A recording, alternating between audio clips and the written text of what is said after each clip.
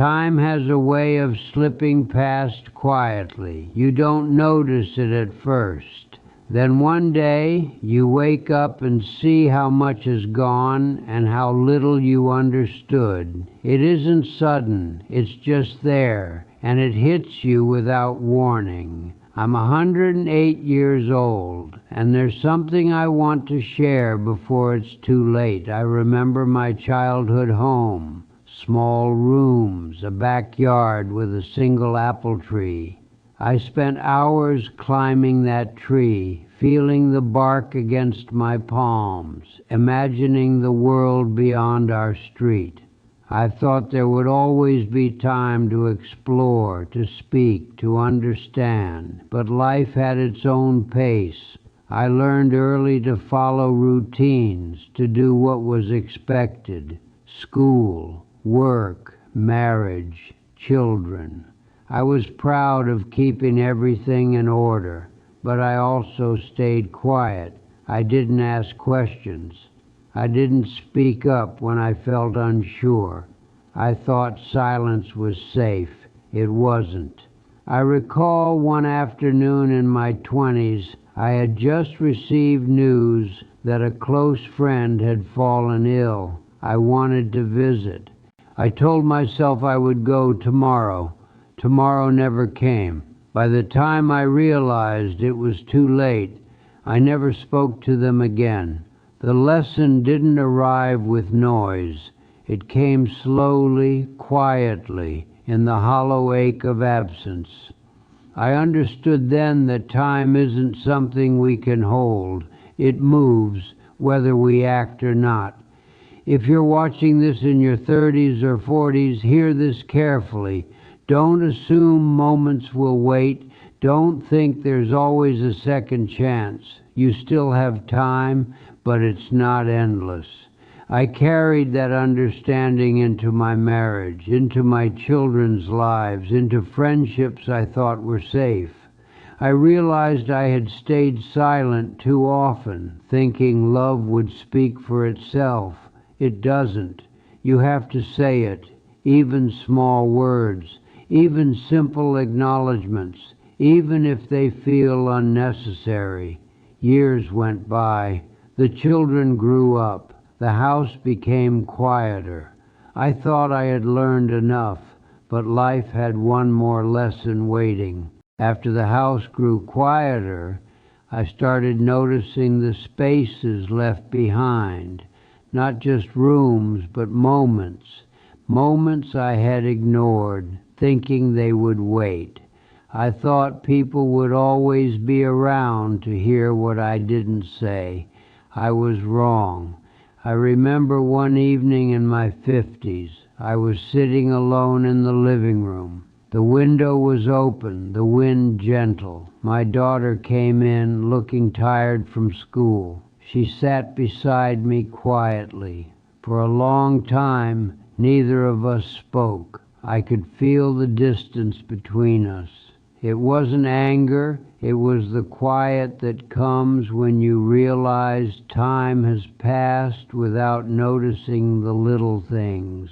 I wanted to tell her more than hello or how was your day. I wanted to tell her I was proud, that I was listening, that I remembered all the small ways she had grown. But I stayed still. I thought she didn't need it. I thought it would embarrass her. I said nothing. Years later, I realized that silence had its own cost. Love can fade quietly if it isn't spoken. Moments don't wait for courage. They vanish when you assume there will be another time. If you're watching this in your 30s, 40s, or even 50s, hear me clearly. Don't wait for the perfect moment to tell people you care. Don't wait for time to slow down. It won't. You still have time, but it will be less than you think. I carried this lesson with me into friendships, into family gatherings, into simple conversations that I once took for granted. I started to speak more, to acknowledge more, to show presence in small ways, and yet even then I understood there were moments already lost. You cannot reclaim everything. You can only notice the present. That's why I'm sharing this now, because I waited too long before realizing that attention and words are the only things that make moments last. You still have time, but you have to use it while it's here. By the time I reached my 80s, the lessons of silence and waiting had become heavier. The house was quiet most of the time. Rooms that were once filled with laughter now only held echoes. I could feel the years pressing against me, reminding me that life doesn't stop for reflection. It keeps moving. I remember sitting at the kitchen table one morning, alone with a cup of tea. The sunlight fell across the table just as it had decades ago. I thought about the friends I had lost, the letters I never sent, the phone calls I delayed, and the words I held back because I thought there would be another day. There weren't enough days left. I realized that time waits for no one. I learned finally that clarity comes slowly, often when it feels too late. It is quiet. It does not shout. It teaches you which moments truly matter, which relationships deserve attention, and which truths must be spoken before they vanish. It taught me that regret is not loud. It sits beside you, patient, waiting for you to notice it. If you're watching this and you still have people around you, notice them. Say what you need to say, even if it feels small. Reach out, even if you think it's inconvenient. Moments are fleeting. Time is shorter than it seems.